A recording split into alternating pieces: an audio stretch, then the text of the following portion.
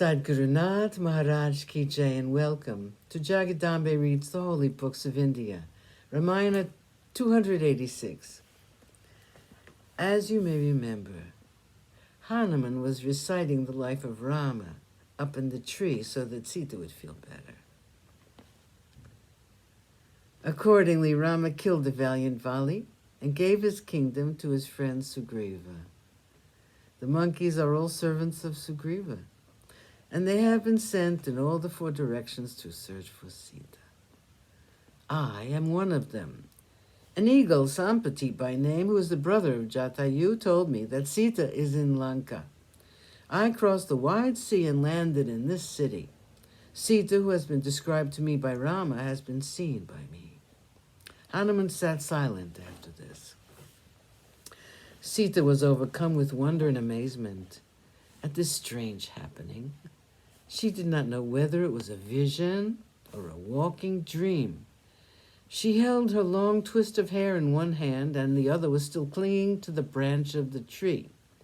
Her face was half concealed by her dark hair, falling on her forehead, and she raised it to look at the Shimshupa tree, from which the strange voice was heard.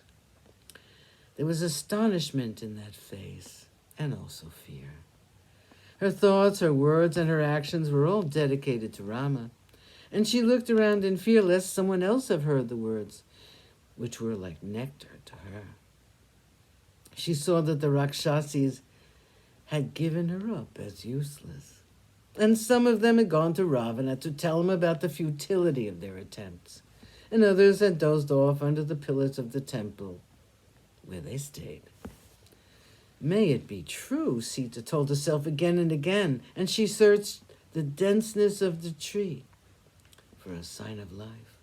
Hanuman, who was wise and far-seeing, was happy that he had thought of doing the right thing. He climbed to a branch which could be seen by her, and Sita saw, on top of the Shimshupa tree, a small monkey clinging to the branch.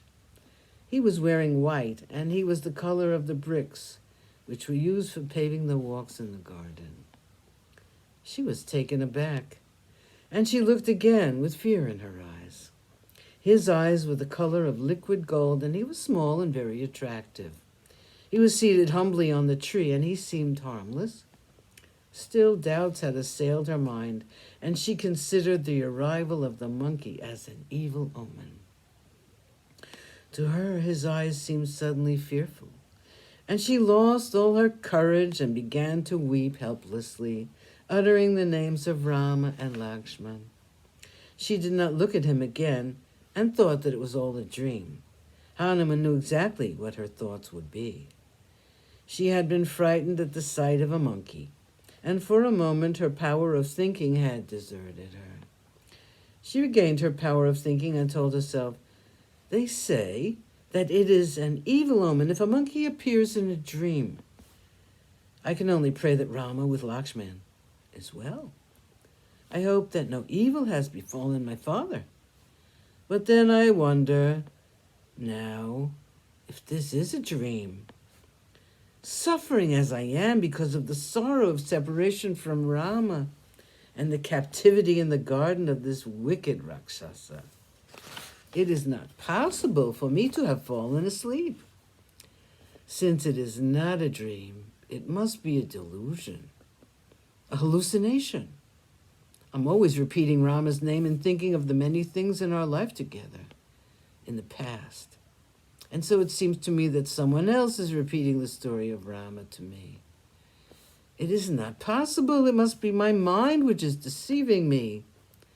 What then of the monkey? I do see it, and it is not a fabric of my imagination. I surrender myself to the gods. May Indra, Brihaspati, Brahma, and Agni take pity on me and make the words of the monkey come true." Hanuman thought that the proper time had come when he could appear before her without startling her. He descended from the tree and prostrated before her.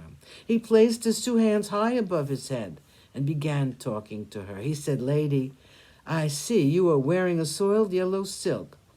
like the light of the sun. Sadhguru Nath Maharaj Ki Jai. Thank you for coming. I hope you come again.